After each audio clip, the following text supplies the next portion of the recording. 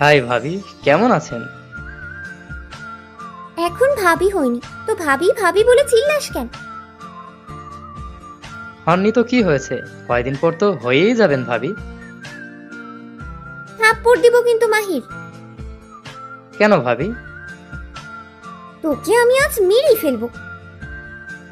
আমি আপনার একমাত্র দেবর, আমাকে এইভাবে ভয় দেখালে হয় বলুন? এই, তোর ভাইকে কি আমি বিয়ে করে সংসার করছি?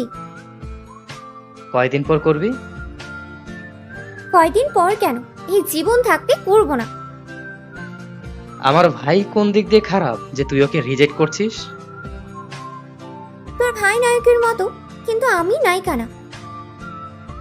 তুই বিয়ে না করলে রাজি হলি কেন? আরে, আমি কি জানতাম নাকি কি জানতি না? যে পাত্র হিসেবে তোর ভাই থাকবে? তুই কাকে আশা করেছিলি? সেটা জেনে তোর কি